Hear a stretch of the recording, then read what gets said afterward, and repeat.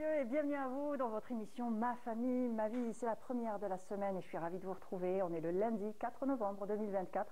On est en direct avec vous sur Canal Algérie, comme à chaque fois, jusqu'à 11h30. Aujourd'hui, l'émission est dédiée à l'art. Le thème est le suivant, l'expression créative au service du bien-être. Alors, dans notre monde... Oui, dans notre monde actuel qui tourne à toute vitesse où les écrans et les notifications nous bombardent en permanence à longueur de journée, il est plus que jamais essentiel de prendre un moment pour soi, pour se ressourcer. Et de quelle manière? Quoi de mieux, voilà, justement, que l'art pour nous offrir cette parenthèse enchantée. Car l'art, ce n'est pas seulement une œuvre à regarder, c'est une expérience à vivre, une émotion à partager. On va partager nos émotions aujourd'hui avec nos invités. J'ai le plaisir de recevoir Madame Najet Chami. Bonjour. Bonjour, merci pour l'invitation et ravie d'être là avec vous. Merci, bienvenue à vous. Vous êtes artiste et vous allez nous parler de l'art et vous allez aussi intervenir dans la rubrique de Soumia Zarouali. Bonjour. Bonjour. C'est bizarre, je pensais que nous étions le 5 novembre. Non, le 4. Très bien, le 4, c'est ça. Bonjour tout le monde, très heureuse d'être parmi vous, encore une fois. Voilà. Et avec nous, un invité qui revient à chaque fois et c'est toujours un plaisir de te recevoir, Khairtine Khaldoun. Bonjour. Écoute, le plaisir est partagé, c'est toujours un plaisir d'être parmi vous, hein, Mounia. Oui. Et je te dis bonne reprise. Hein. Merci. Oui, voilà. Merci. Voilà. Donc, je veux juste rebondir par rapport à un détail, c'est qu'elle dit que j'ai oublié la date, enfin, j'arrive pas à retenir la date. Ben, tu as besoin d'un atelier créatif pour que tu puisses. Ça, c'est la saturation. C'est la saturation et j'ai effectivement besoin de prendre rendez-vous peut-être à Khero. Aujourd'hui découvrir donc. On va faire un atelier ensemble. On va faire un atelier ensemble. Ça te dit, Mounia? On peut le faire dans notre salle de réunion. On va réunir les atelier Canal Algérie, les animateurs, les collègues, faire un petit atelier zentangle. Oui. Voilà. On insiste. Pour se détendre et avoir la pêche et se rappeler de la date. Et se rappeler de la date. Alors, on parle d'art avec vous pour cette première partie. Pour la deuxième partie, c'est les rubriques. Ce sera avec Amel Laribi pour l'évasion. Voilà, pour le temps d'une évasion avec elle, on va partir jusqu'au soleil. Et avec Ouida Dagabi, la vie de l'expert, on parlera de bronchiolite. Bon, en ce moment, il fait chaud, il fait froid, on ne sait plus comment s'habiller, on risque de tomber malade et pour les bébés, c'est encore plus compliqué, c'est le moment des virus et tout ça. Donc, on va comprendre d'où vient la bronchiolite, comment elle se transmet, qu'est-ce que c'est exactement et pourquoi ça touche les enfants. Tout ça, tout à l'heure, la deuxième partie. Sinon, maintenant, c'est l'art et c'est aussi vos questions et vos témoignages au numéro qui s'affiche en bas de votre écran, le 021 23 98 91, le 021 23 98 91. Appelez-nous, partagez avec nous. Alors, première question que je vous pose à tous, voilà, oui. Tous, vu que tu es là. Voilà. Que signifie l'art pour vous? Que représente l'art pour vous? On commence par vous. Pour moi, je dirais plutôt c'est une sorte d'échappatoire, d'évasion, c'est-à-dire pour casser aussi la routine. La routine, c'est-à-dire que ce soit pour le travail, pour ceux qui travaillent ou bien qui font ça à plein temps. Donc voilà, ça nous permet d'extérioriser aussi et de vivre le moment de l'art. Voilà. Exactement, oui. Voilà. J'imagine que ça représente beaucoup pour vous, vu que vous êtes en plein... Vous avez fait une reconversion professionnelle pour vous retrouver dans l'art. Là, c'est en plein temps. Je le fais en plein temps. Oui. Donc, c'est tous les jours. Je prends des fois même pas un jour de semaine comme congé. Donc, parce que c'est... On n'a pas besoin de congé quand on fait de l'art. Exactement, voilà. Ça ne devient pas genre un travail à faire ou une obligation à... Ou une corvée, ou une corvée aussi. C'est plus une passion qu'autre chose. C'est beaucoup plus une passion. Ouais. C'est genre, on attend avec impatience le moment d'être justement à l'atelier pour soit partager le moment avec soi-même ou avec les autres. C'est-à-dire, on le partage avec les adhérents, avec les professeurs, avec aussi, en pratiquant aussi plusieurs activités. Voilà. Très bien. Et toi, Soumia, que représente l'art pour toi? Alors, une autre manière de s'exprimer, peut-être, parce que nous, on s'exprime avec les mots, mais c'est vrai que des fois, on n'arrive pas, on ne réussit pas. Et l'art intervient à ce moment-là pour justement pouvoir exprimer ses émotions, pouvoir les partager avec les autres, que ce soit en famille, entre collègues ou entre amis. C'est très important de finalement s'initier, même quand on ne sait pas faire. Hein. Même quand on ne sait pas faire, c'est pas grave, on apprend toujours. Et c'est une autre manière, c'est une autre manière de partager ses émotions, encore une fois, de partager ses sentiments et de partager quelque chose fait en famille. Hein? Exactement. Khero. Là, je pourrais dire que voilà, donc l'art pour moi, c'est un moment où je suis en conflit avec moi-même, en dualité, où je suis vraiment en parfaite entente, hein, et il y a ce dialogue qui se fait, qui se crée entre moi et l'œuvre, Je ne sais pas si vous partagez avec moi ce sentiment ou pas, mais moi je prends plus le plaisir en confectionnant l'œuvre que de l'avoir déjà achevée, finalisée et mise. Oui. Alors pour l'anecdote, nous on préfère l'appeler Khairo.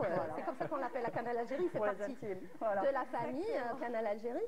Et Khairo était donc avec moi dans l'aventure Saveurs algériennes. Il était mon réalisateur parce qu'il a plusieurs casquettes. Hein. Il est réalisateur, animateur, artiste, producteur, tout ça à la fois. Donc il a partagé avec moi cette expérience, cette belle expérience Saveurs algériennes où on a un petit peu partagé, on a réuni nos différentes passions, la cuisine. C'est un art aussi. C'est un art aussi. C'est ça, c'est l'art culinaire. L'animation, et pour Khairo, c'était la réalisation, bien sûr. Et on l'initiait à chaque fois, tu sais, à chaque fois que le chef était en train de finaliser, tu sais, la signature du chef, c'est la fin, le dressage de l'assiette. Et le chef est en train de finaliser donc son dressage, son assiette, son œuvre. Finalement, c'est une œuvre d'art. Et là, Khairo intervient. Visuelle ou gustative, c'est une œuvre. C'est ça. Et là, Khairo intervient pour donner sa touche personnelle. Et c'était à chaque fois un moment de partage et un moment de grande émotion parce que il est là. Silence, ça tourne et il est en plein. Khairo pose sa touche. C'est ça. Et je pense que créativité donne donc tu donnais donc libre cours à ton imagination. C'est un moment de sincérité à vrai dire. Donc voilà, on se met à nu et il y a rien qui intervient. On le ressentait justement. Oui, donc même pour l'art culinaire, je pense que toute activité manuelle. Donc c'est un moment d'échange, c'est un moment d'évasion et de détente. Détente, voilà. Il y a une petite bagarre entre nous, mais ça finit toujours par nous réconcilier, à vrai dire. Et ça, c'est très, très important. Absolument. Voilà. L'art, c'est un moyen d'exprimer, un moyen pour s'exprimer. Les artistes s'expriment à travers l'art. Et ça peut être aussi considéré comme un média. C'est un média, comme la télé, un média de communication. On retrouve l'art un petit peu partout, dans les dates importantes, à travers des tableaux, à travers des festivités, des événements, c'est de l'art aussi. Donc il y a des tableaux qui peuvent représenter une date importante. On peut aller au musée des Beaux-Arts. En tout cas, il y avait pas mal de toiles exposées qui représentaient le 1er novembre. C'était la semaine dernière. Donc c'est aussi un moyen de commémorer certaines dates. C'est un moyen aussi de décorer son intérieur, un moyen aussi de s'évader. C'est beaucoup de choses là. C'est plusieurs vocations à l'art. Voilà, exactement. Et puis on baigne dans l'art. Ça, c'est mon interprétation personnelle. Je pense qu'on baigne dans l'air tous les jours. On a omis d'expliquer. On a omis de dire que aussi Mounia, oui, c'est important de dire que Mounia aussi, elle est dans l'art. C'est vrai. Et puis moi, ce que je suis passé de par la précision et la netteté, comment c'est vraiment le cadré, sens du détail. Et c'est très. Moi, je suis autant brouillant et elle est vraiment. On va dire que ta façon de t'exprimer, on n'a pas la même façon de s'exprimer à travers les médias qu'on a, que ce soit les feuilles ou la sculpture ou autre chose. Je suis plutôt dans le détail. Oui, je suis un petit peu une perfectionniste, c'est vrai. Non, mais c'est bien, et toi, tu es plutôt dans la créativité, ça n'a pas de limite finalement. Ça explose comme ça dans les yeux. Je pense qu'à chacun de nous, ce moment de besoin. Donc on choisit le médium. C'est un choix, je me dis très souvent, libre et spontané, parce qu'on va vers cet art sans réfléchir trop, sans donner de l'importance à la finalité. Tout à l'heure, tu avais employé une phrase, tu as dit on ne sait pas faire. À vrai dire, dans l'art, moi j'ai une autre définition. Je me dis que c'est ce côté-là spontané qui me plaît moi le plus. Pourquoi? Parce qu'il y a vraiment une écriture à travers la sculpture ou la peinture qui est très très sincère. Et ça n'a pas de règles, ça n'a pas de limite, c'est ce que tu veux dire? Moi, aujourd'hui, je ne sais pas, comme moi et Mounia, et je pense aussi Najat, on est dans ce côté, on est des artistes autodidactes, on est parti vers l'art par besoin. Donc, ceux qui ont fait des académies, donc ils ont une autre définition. Mais moi, je me dis aussi que la formation complète aussi. Complète, mais ce côté-là spontané, il ne faut pas qu'il disparaisse, à mon avis. Je ne sais pas ce que tu en penses, Najat. Oui, effectivement. Il faut la spontanéité, il faut la liberté d'expression déjà de ce qu'on fait. Sinon, ça ne sera pas de l'art, ça sera trop strict. C'est notre définition à nous. Exactement, voilà, exactement. Très bien. Et on commence tout de suite avec ta rubrique, Wisher, n'est-ce pas? Oui, et ben on va revenir justement après, j'imagine, le jingle. Oui, à chaque fois j'enchaîne et je me rappelle, il y a un jingle. Allez, exactement, jingle. Après le jingle.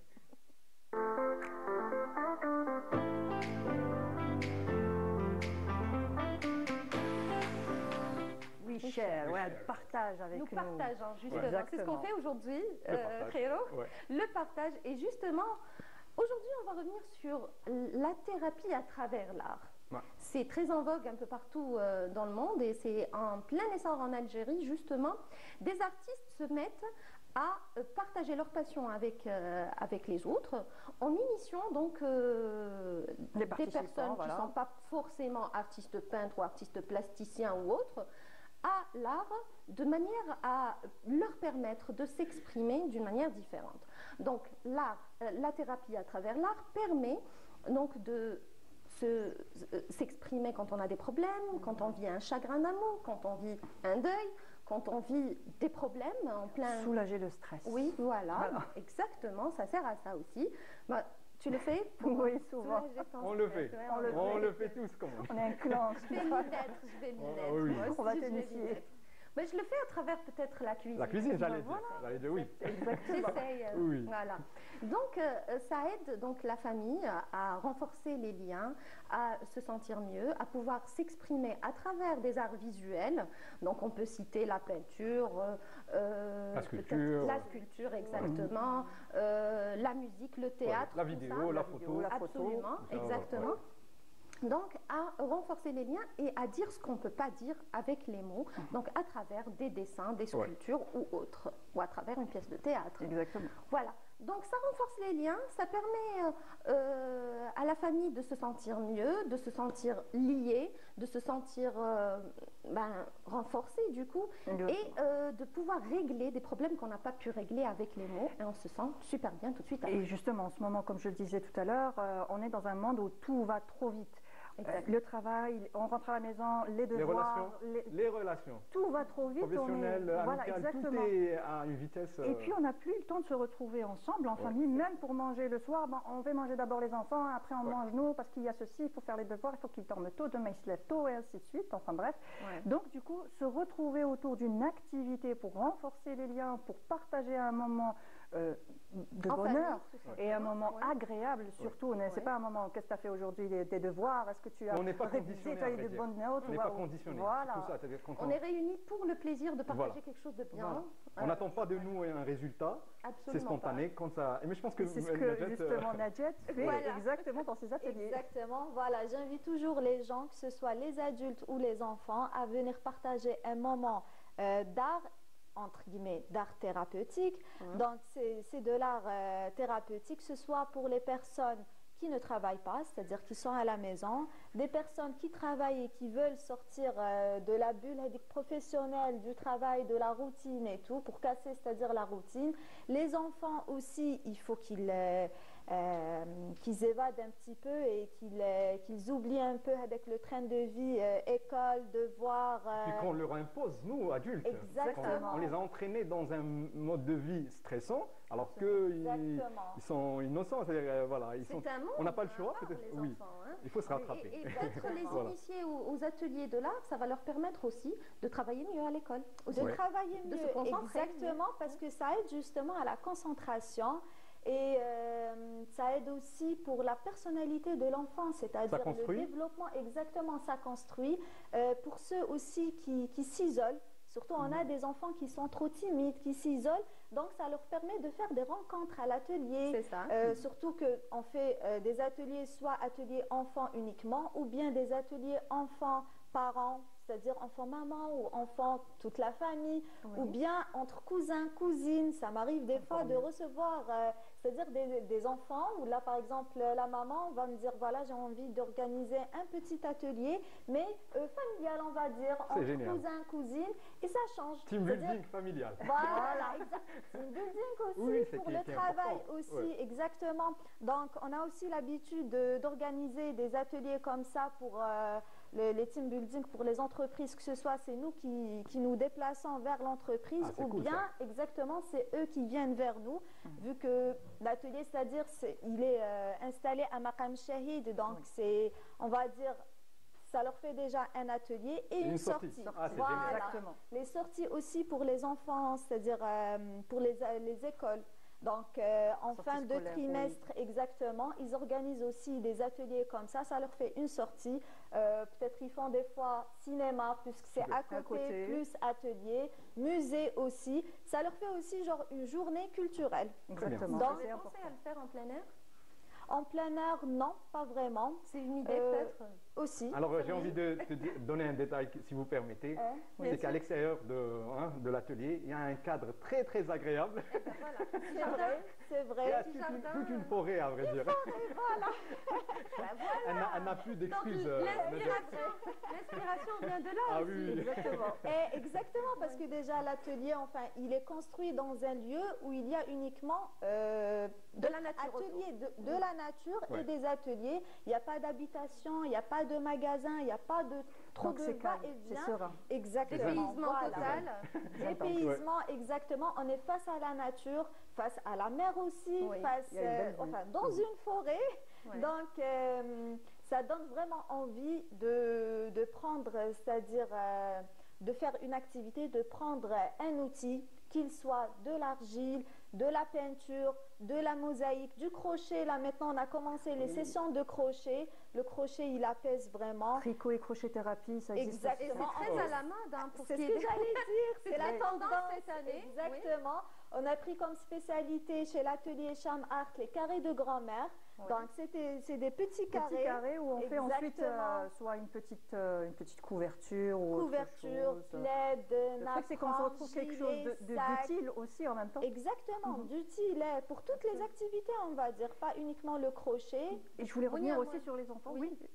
Pour parler aussi, oui, Je vais te tricoter un gilet. avec Je vais plaisir. participer à l'atelier avec Hiro. On va Bon, prendre ça, un je côté sais. chacun. Peut-être que je mettrai les... Enfin, je ne sais pas qu'est-ce que je vais mettre dessus, mais...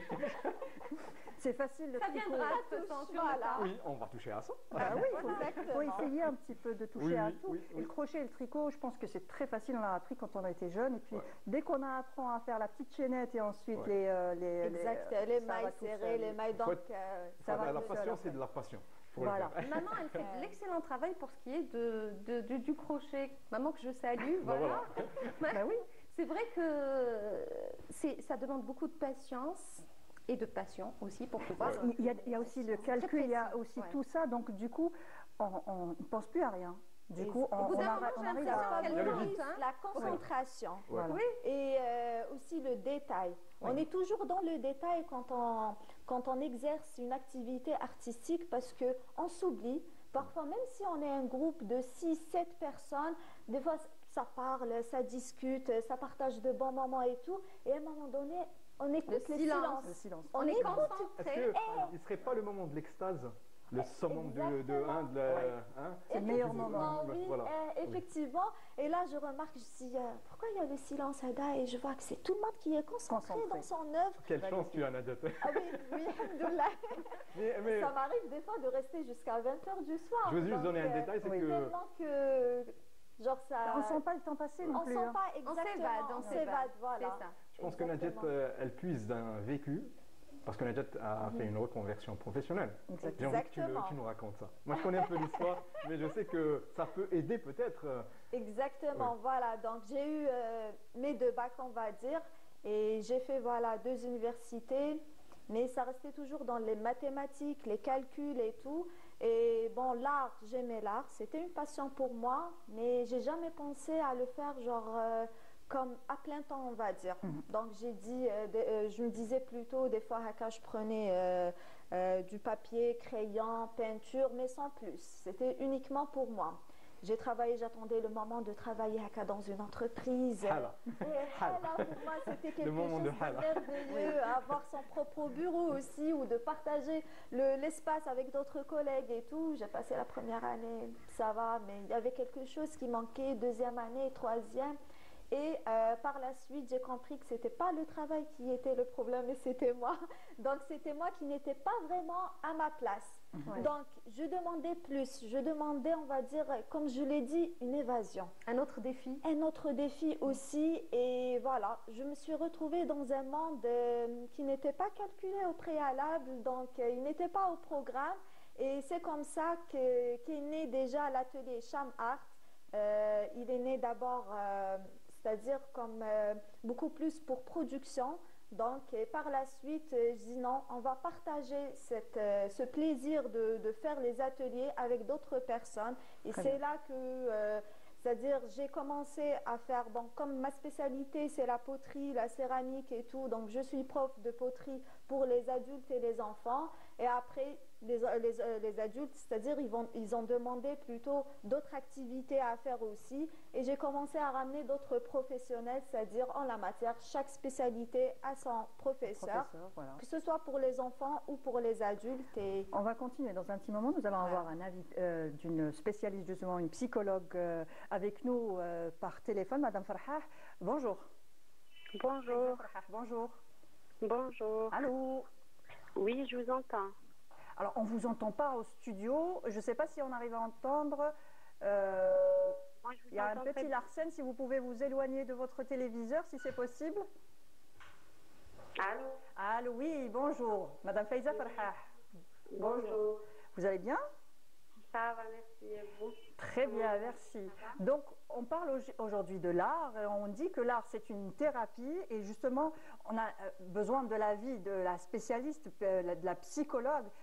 Comment l'art peut nous aider à soulager le stress, les angoisses du quotidien? Exactement, tout à fait.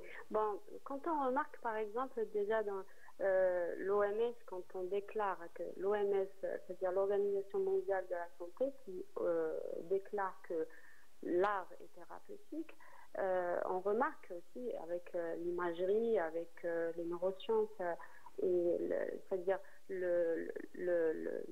la thérapie en elle-même se fait par rapport à la création. Déjà, il faut dire que l'art existe depuis l'Antiquité, l'art est partout maintenant, aujourd'hui. Depuis oui, des mondes. Exactement, qui nous entoure. Oui, je crois qu'il y a un petit problème technique. On reviendra. On reviendra, oui, on reviendra, je pense, dans un petit moment vers Madame Farhah. Et je voulais aussi parler des enfants. La première chose qu'ils font, les enfants, quand ils sont petits, c'est prendre...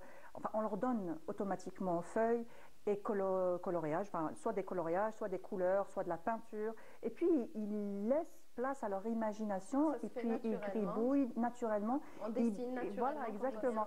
C'est inné en nous. Donc, dès qu'on est, déjà, on a cette envie de s'exprimer autrement que par des mots. Exactement, que par des paroles et tout. Donc, effectivement, il commence toujours par la peinture parce que la peinture, c'est l'outil qu'on a toujours, on va dire, pas toujours, mais on l'a à la maison. Papier, crayon, on l'a toujours à la maison. La pâte à modeler aussi. Oui. La pâte à modeler par la suite, exactement. Ouais. Justement, c'est pour ça que pour les enfants, c'est-à-dire les mamans, elles viennent me dire toujours, voilà, j'ai mon enfant, il veut une activité artistique, mais je ne sais pas. Est-ce que vous pouvez m'orienter? Voilà, il y a plusieurs activités artistiques. Je les oriente toujours. Moi, je dis toujours, il faut laisser le choix à l'enfant. Déjà, laisser le choix à l'enfant et laisser l'enfant tester plusieurs activités. Parce qu'exactement, il ne faut pas obliger l'enfant à faire quelque chose. Il ne faut pas l'obliger. Mais je commence toujours par la poterie. La poterie, parce que, pourquoi spécialement la poterie? On a tous, parce que même adultes, on a le contact direct avec la matière première.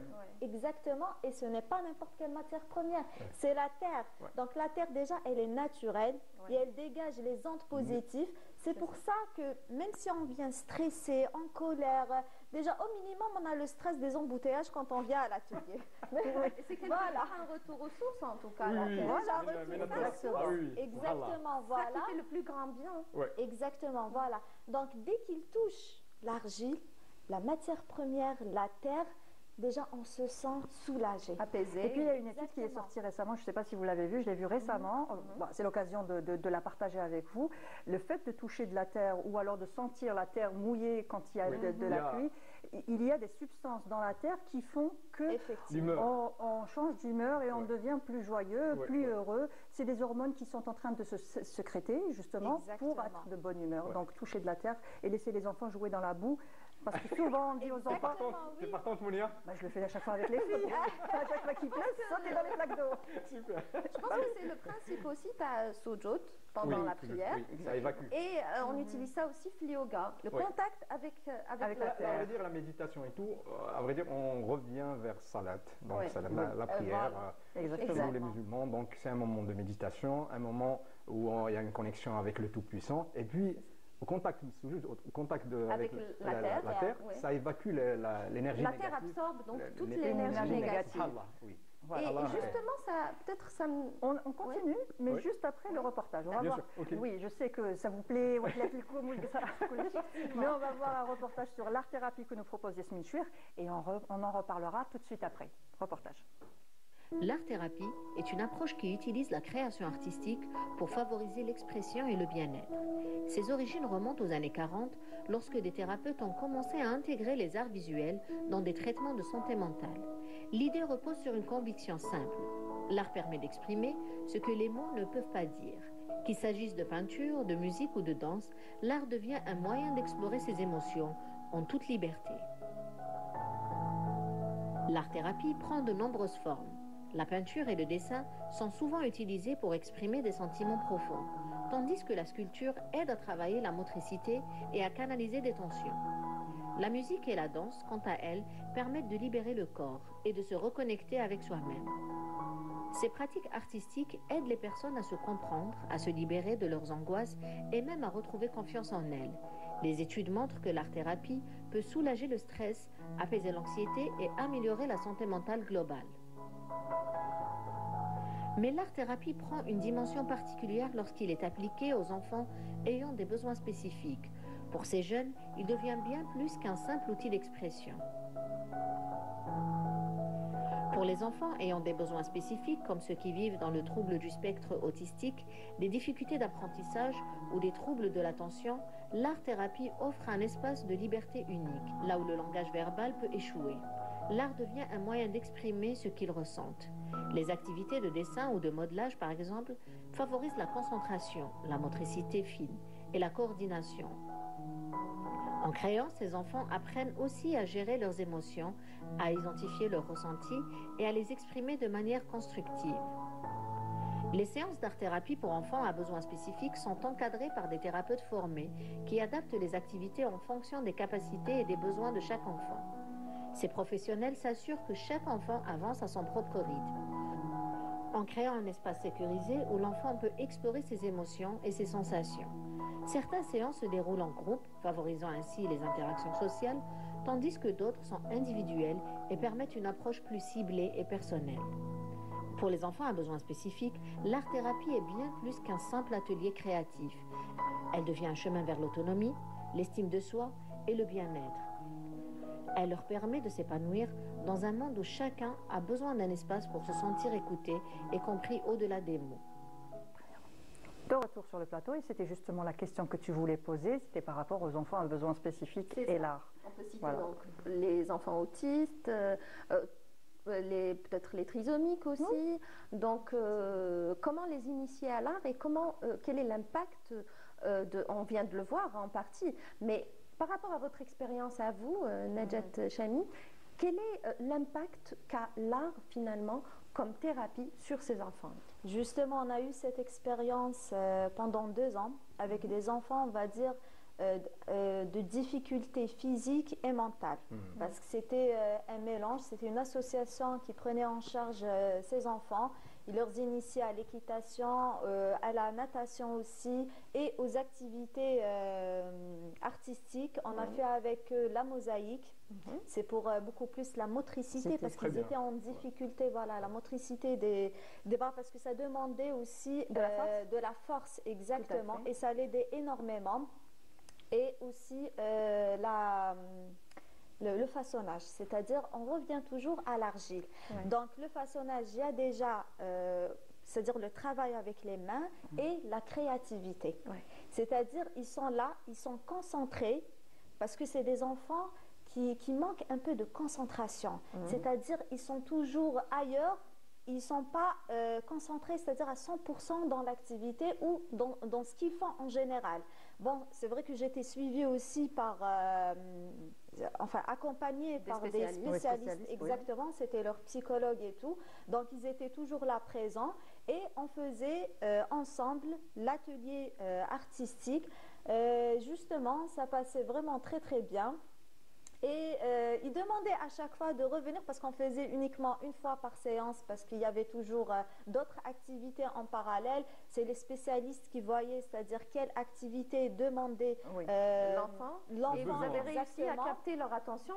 C'est un autre défi. Parce que c'est pas simple voilà. La preuve qu'ils sont restés 2 ans. Voilà. Ça, et vous leur avez permis de s'exprimer parce qu'ils ont aussi des difficultés en matière de communication. Exprimer leurs sentiments, leurs ressentis, ça c'est quelque chose pour eux, quelque chose qui pèse sur l'enfant. Et aussi le développement de personnalité. Oui. Parce que là, c'est vrai, ils sont toujours, on va dire, assistés par que ce soit la famille ou bien avec les professionnels, ils passent la journée parce que pour changer un peu du rythme il faut savoir aussi, c'est des personnes un peu nerveuses. C'est-à-dire parce que des fois, ils ne peuvent pas s'exprimer comme on s'exprime. Ça les énerve. Ça les énerve. Donc, le changement c'est-à-dire le fait de voir d'autres personnes, le fait d'être en contact avec des personnes comme eux, des adultes c'est-à-dire qui les initient à faire autre chose que de ne rien faire à la maison ou que de voir uniquement la télé ou là. Oui. C'est-à-dire ça leur permettait d'avoir plus confiance en soi. C'est normal, gagner en confiance en soi et puis ça nous énerve tous d'être incompris de toute façon. Exactement. Et nous avons par téléphone Amel Brahimi avec nous, qui est généraliste et qui fait partie de Parcours Différents, est déjà passé avec nous pour parler justement des personnes en situation d'handicap. Et Amel, est-ce qu'elle est avec nous? Bonjour Amel. Bonjour Mounia, j'espère que tu vas bien. Très bien, merci. J'espère que tu vas bien aussi. Ça va, merci. J'aurais vraiment voulu être avec vous, Inch'Allah, pour une autre fois. Inch'Allah, ça sera avec plaisir, mais tu es avec nous par téléphone et justement pour nous parler de l'importance de l'art pour les personnes en situation d'handicap, justement. Alors, pour les personnes en situation d'handicap mental, l'art-thérapie est une voie sûre qui a donné des résultats pour canaliser l'énergie mentale de l'handicapé mental, de lui donner aussi de l'assurance et à travers une action tendre, facile, où il peut prendre son temps, où il peut imaginer, où il peut s'amuser. Oui, où il n'y a pas de règles, il n'y a pas de restrictions ou quoi que ce soit. On laisse libre cours à son imagination. Alors pour les règles aussi, puisqu'ils doivent par exemple faire de la peinture, ne pas sortir du cadre, mais ça reste, au final, ils voient construire quelque chose et à leur rythme surtout. D'accord. Et dans Parcours Différents, justement, vous accompagnez justement les personnes en situation d'handicap mental pour les insérer, que ce soit pour insérer les personnes justement du côté professionnel. C'est une plateforme où on retrouve toutes les adresses qu'on cherche, soit des ateliers d'art-thérapie, soit des spécialistes ou autre chose justement. Et vous proposez aussi des ateliers, vous avez aussi des demandes par rapport à ça, de l'art-thérapie? Alors en fait, nous, comme vous venez de le dire, à travers le site de Parcours Différents, on met les lieux, les associations qui font cette activité pour orienter les gens. D'accord. Et nous avons organisé un séminaire à Constantine il y a quelques mois où nous avons ramené une personne qui a une société en France qui fait de l'art-thérapie mais à travers les ordinateurs. C'est de l'infographie. Ah d'accord, de l'art numérique, des arts graphiques. Exactement. Oui. Et ça avait donné, pendant un après-midi, elle a formé les parents, elle leur a montré les sites sur lesquels ils doivent aller. Et c'est en fait, au-delà de l'art, maintenant on va vers l'infographie, pour vous dire, et ça canalise énormément l'esprit de l'enfant. Ah bah c'est très bien parce que quand on pense à l'art-thérapie, on ne pense pas à l'art numérique. Et puis on est dans un monde qui va à 200 à l'heure, tout est digital. Exactement. On peut pas... Donc c'est une très très bonne idée. Ouais. Alors, en fait, on avait même discuté de la problématique de les mener à aller vers une tablette pour faire ça.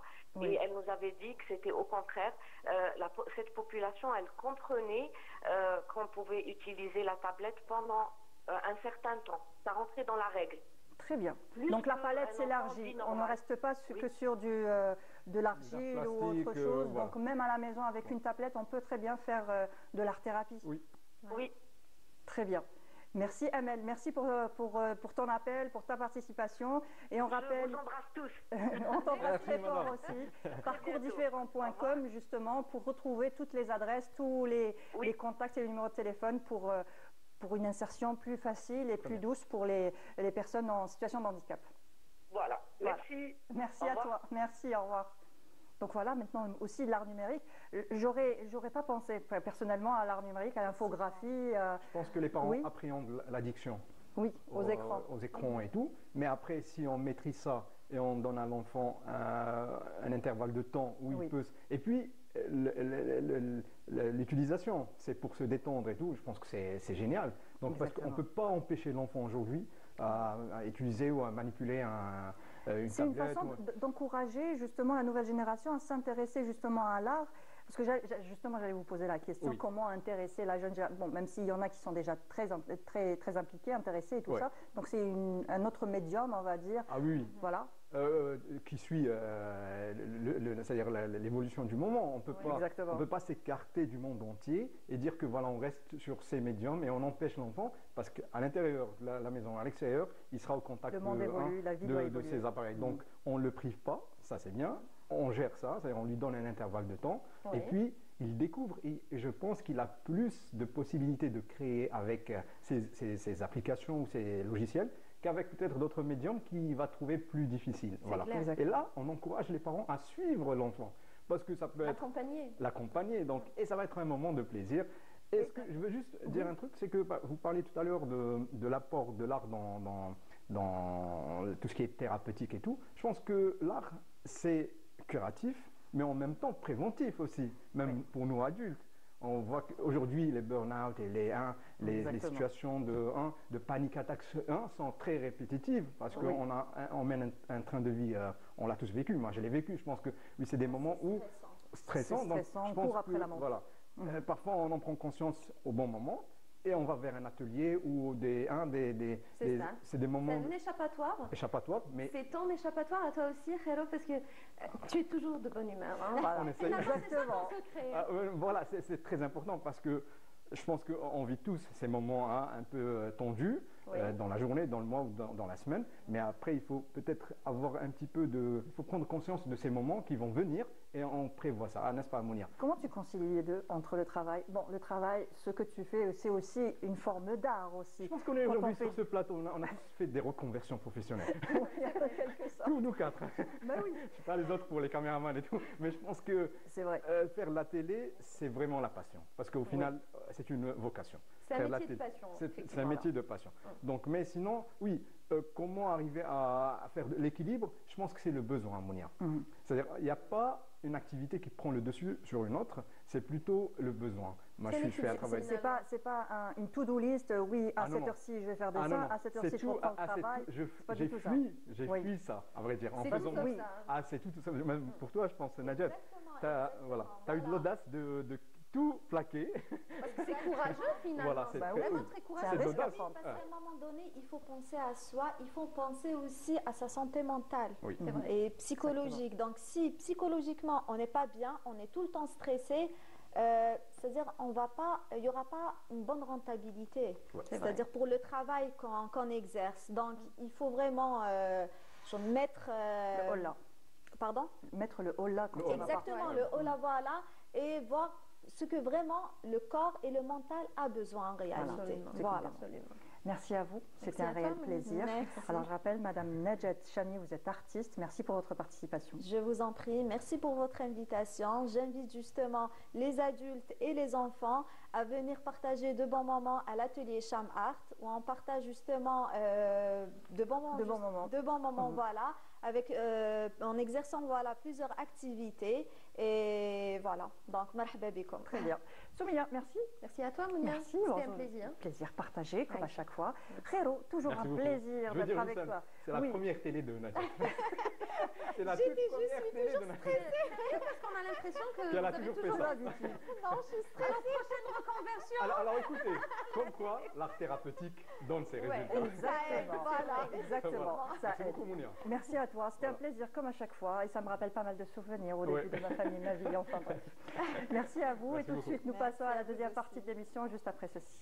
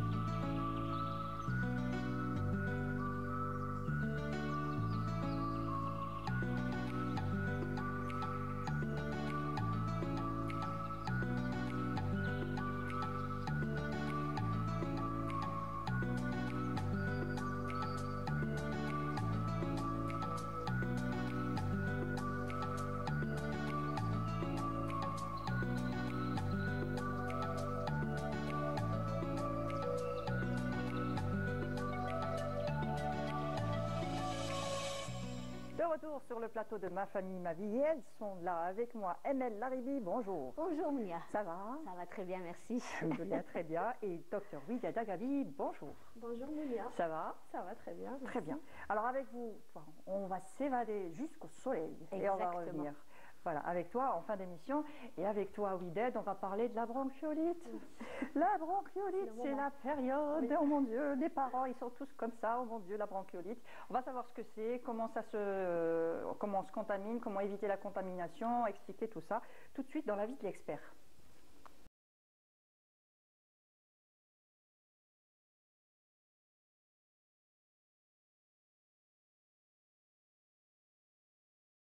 Qu'est-ce que c'est que la bronchiolite? Alors la bronchiolite, en fait, c'est une infection virale qui va toucher les petites branches de nos poumons, surtout chez les enfants inférieurs à 2 ans, donc chez les nourrissons, voilà. Et elle est due à un virus. Généralement, le plus fréquent, c'est le virus respiratoire syncytial, donc VRS. Mais on peut avoir d'autres virus. Ce virus, il est présent chez les adultes et chez les enfants, mais chez les enfants moins de 2 ans, il provoque des bronchiolites, voilà. D'accord. Et donc, moins de 2 ans, c'est une bronchiolite, plus de 2 ans, si on n'a pas les mêmes symptômes, ou comment que ça se passe? Si, on peut avoir les mêmes symptômes, mais ce n'est pas la même maladie. Voilà, on appelle inférieur à 2 ans, on l'appelle bronchiolite. Au-delà de 2 ans, non, c'est autre chose. Voilà. Et à quel moment c'est critique pour l'enfant? C'est à moins de 6 mois, je crois? C'est ça. Oui. C'est surtout chez les bébés, moins de 2 mois surtout. Donc, 6 semaines à 2 mois, donc inférieur à 6 semaines et 2 mois, donc c'est un peu critique. En fait, c'est une infection bénigne généralement, mais qui va durer 2 à 3 semaines, une moyenne de 13 jours de symptômes. Mais chez certains patients ou chez certains bébés, ça peut être grave et ça peut mener jusqu'à l'hospitalisation. Voilà.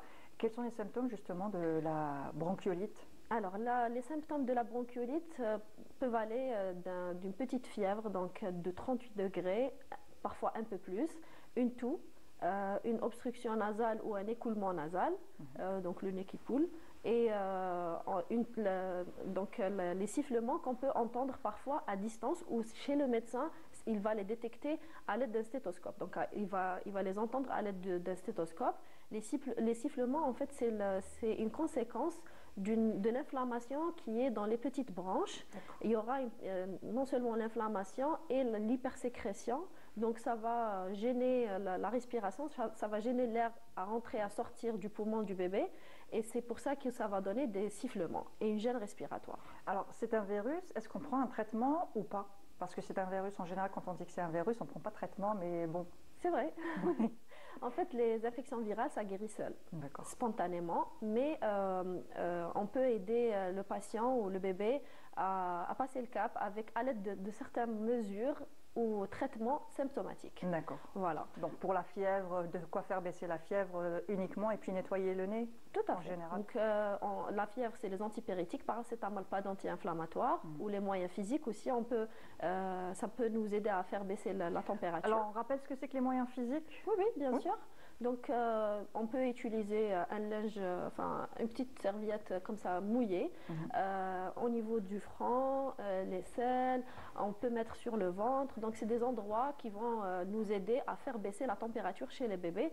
Il ne faut pas utiliser, par exemple, une bouteille. Par exemple, il y a des parents qui mettent une bouteille glacée directement sur la peau, sur la peau du bébé. Non, ça peut causer des brûlures. Donc, on met on l'enveloppe dans un linge. On peut la mettre comme ça, ça va nous aider. Les chaussettes mouillées, tout ça. Les recettes de grand-mère, là. Voilà. Les chaussettes mouillées avec du vinaigre. Voilà. Et ça réussit, hein? Je sais pas. Ça va pas faire du mal. Voilà. Mais si c'est du vinaigre où il y a des odeurs fortes et tout, ça peut causer des allergies, donc il faut éviter. Il n'y a pas mieux que les antipyrétiques, paracétamol et les moyens physiques, donc un linge mouillé avec de l'eau, donc sur les zones. Et jamais de douche à 1 degré ou moins, parce qu'on dit oui, il faut mouiller l'enfant dans un bain un peu légèrement plus froid que la température, mais non, c'est à éviter. Oui, parce qu'on peut causer une hypothermie qui peut être très grave chez le bébé. Donc, c'est les 2 moyens les plus sûrs à utiliser et normalement, ça devrait rentrer dans l'ordre facilement. Alors, est-ce que c'est vrai ou faux? Il y a une, légende, non pas légende, je cherche le mot, je le trouve pas, mais c'est pas grave. On dit qu'après 2 bronchiolites, c'est un asthme qui peut s'installer chez le nourrisson. Est-ce que c'est vrai ou pas? Ou c'est une idée reçue? Une idée reçue, c'est ce que je cherchais le mot. Alors, au-delà de 3 épisodes d'une bronchiolite, ce n'est plus une bronchiolite. D'accord. Voilà, on ne parle plus de bronchiolite, ça peut être un asthme du nourrisson et la prise en charge est complètement différente. D'accord. D'ailleurs, il faut alerter les parents par rapport à ça. Il y a beaucoup de parents leur bébé, il fait 2, 3, 4 épisodes de bronchiolite. Ils ne font pas attention à ça, donc ils savent pas, ils connaissent pas cette information. Et on sait très bien qu'un asthme chez un enfant, si on le suit bien, on le traite bien, il peut guérir à l'âge adulte. Donc si les parents ils vont pas suivre leurs enfants durant cette période, plus tard ils risquent de garder un asthme même à l'âge adulte. Voilà. Donc se diriger vers un ORL en général ou juste le pédiatre, qui va nous orienter en général vers un spécialiste? Alors pédiatre, pneumologue, les deux. Parfois il y a des pédiatres qui font des consultations en pneumo, mais si le pédiatre il n'est pas spécialisé dans le domaine, il va vous orienter vers un pneumologue. D'où l'importance d'avoir le médecin traitant toujours le même et d'avoir son carnet de santé avec soi, parce que le médecin note tout et même si on change de médecin, le suivant il saura qu'il y a eu déjà 2 épisodes de bronchiolite ou pas, ou donc il pourra faire le suivi correctement. Tout à fait. Le carnet de santé il est très important. Il faut vérifier le calendrier vaccinal. Est-ce que le bébé il est à jour ou pas? Et toujours le prendre partout chez les médecins. Comme ça, si on va regarder, on pourra quand même reconnaître l'historique du bébé. Voilà. Alors, comment se transmet justement la bronchiolite? On a dit que c'était un virus, donc. Oui, donc la transmission, c'est généralement soit avec les mains ou par exemple une personne qui est malade, c'est avec la toux, donc c'est les gouttelettes là qu'on va émettre en toussant, ou si par exemple une personne elle est malade, elle a le nez qui coule, donc elle va s'essuyer le nez et elle va pas se laver les mains, elle va vers un bébé, donc oui, mais en général, les on bisous, adore les petits bébés, voilà. les pinces les joues, les petits bisous et tout ça, donc distanciation. Tout à fait. Donc déjà, parmi les mesures de prévention par rapport à la bronchiolite, c'est toujours se laver les mains pour chaque geste qu'on fait pour le bébé, donc avant et après. Oui. Et si on est malade, donc éviter de trop s'approcher du bébé, ne pas prendre son bébé dans les endroits où il y a beaucoup de gens, donc surtout inférieur à l'âge de 3 mois, donc tout ce qui est fête de mariage, les sabats, donc éviter surtout en ce moment, oui. Oui. Les centres commerciaux, supermarchés et tout, donc là où il y a beaucoup de gens, parce que c'est un virus qui se transmet rapidement. Oui. Donc chez les adultes, il peut être comme ça, des symptômes, voilà. Bénin, mais chez les enfants, il peut causer des formes graves jusqu'à l'hospitalisation. Oui, donc c'est pas rien non plus. Donc éviter, donc un nourrisson de 2 mois, 3 mois, vaut mieux éviter d'aller se balader un petit peu partout. Et pourquoi justement on dit qu'en ce moment c'est le pic, on va dire, où ça commence? Parce qu'en général, c'est la période où tous les allergiques commencent à avoir... C'est la transition entre Voilà, c'est la transition, c'est la température. Bon, la température, elle vacille. Hein. L'été et l'automne oui.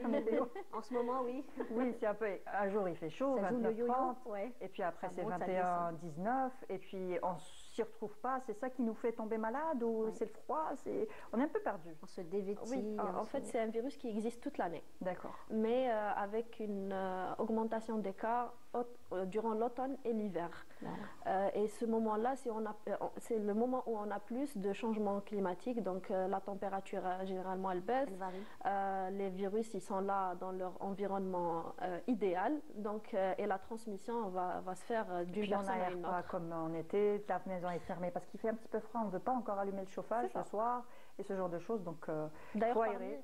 Parmi les mesures de prévention, il faut aérer la maison tous les jours. Et ne pas fumer à côté du bébé. Le tabagisme passif est très très nocif pour un bébé, surtout s'il est malade. Là, on va encore aggraver la situation. Est-ce qu'un bébé qui a des prédispositions d'allergie, on va dire que la maman et le papa ont dans la famille des asthmatiques, des allergiques ou des allergies pas que forcément respiratoires, ça peut être la peau ou autre chose, donc l'allergie est déjà présente dans la famille, est-ce que ces enfants-là sont plus à risque d'avoir des bronchiolites et de devenir allergiques ou asthmatiques plus tard? Oui, exactement. Donc, ce qu'on appelle un terrain d'atopie. Le terrain d'atopie, si on a dans la famille, on peut faire plus de crises d'allergie ou de bronchiolite et même d'un asthme. D'ailleurs, il faut, chez les bébés qui font des bronchiolites alors qu'ils ont des antécédents d'allergie chez eux, chez la famille. Donc on allume un petit peu les projecteurs parce qu'on a peur d'un asthme. Donc on surveille, on sensibilise les parents par rapport au nombre d'épisodes de bronchiolite.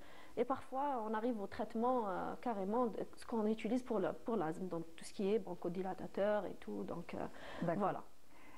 Je ne sais pas si on a le temps pour une dernière question. Votre avis sur la kiné respiratoire, le fait d'essorer, c'est plus compressé, c'est essorer pour évacuer justement les sécrétions. Est-ce que c'est toujours d'actualité ou pas?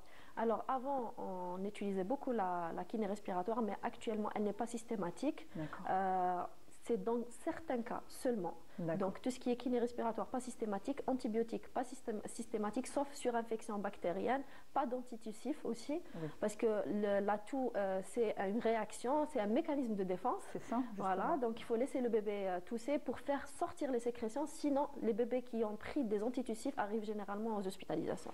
D'accord, alors surtout pas d'antitussif. Voilà, et il faut faire attention au tirage.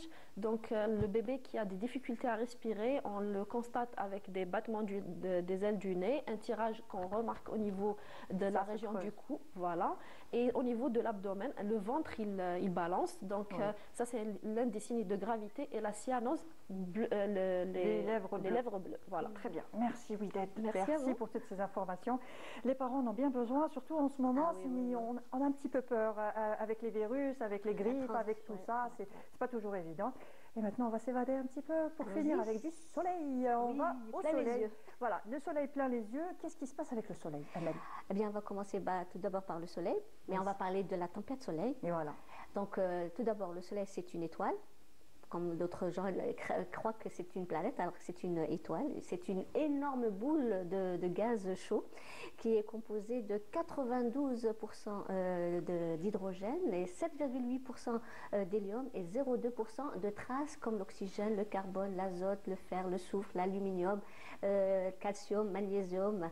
Donc, le soleil, eh bien, il nous fournit la chaleur, également la lumière. Elle est plus près de la planète Terre à 150 millions de kilomètres. C'est l'étoile la plus proche de la Terre. Son diamètre est à 1 392 000 kilomètres, donc 108 le diamètre de notre planète. Donc c'est énorme. Très, très énorme. Donc, elle est composée de 6 couches. On a 3 couches internes et 3 couches externes. Donc, les 3 couches internes sont le noyau, la zone radiative et la zone convective. Concernant les couches externes, eh bien, on a la couche, la photosphère, la chromosphère, également la couronne. Le noyau en lui-même est à 15 millions de degrés. Alors, vous imaginez, 15 millions de degrés Celsius. Pour faire des œufs au plat, c'est super. C'est super. Donc, alors cette tempête, pour expliquer le phénomène, donc la tempête solaire, c'est un phénomène astronomique qui se produit lorsque les courants électriques solaires entrent en collision avec l'atmosphère terrestre. Donc vous avez la surface du Soleil qui est recouverte d'un champ magnétique. Donc ces champs magnétiques peuvent se tordre et s'entremêler comme des élastiques tendus et cela lorsque le champ magnétique s'accumule, il peut soudainement se démêler et là, il libère un flux d'énergie sous la forme d'une éruption solaire. D'accord. Et c'est ce qui va se passer justement. C'est ce qui est en train de se passer ou va se passer justement en 2025, ils disent en 2025, bon, mais bon, ça reste à prouver aussi. Hein. Qu'est-ce qu'on risque justement avec cette tempête solaire? Eh ben, avec cette tempête solaire, on a pas mal de dégâts qui vont se produire. On a les satellites qui peuvent tomber en panne. Il y a les avions aussi qui ne peuvent plus décoller parce que leur plan de navigation, il n'y aura plus rien. Donc, impossible de décoller les avions. Il y a aussi du côté de localisation GPS.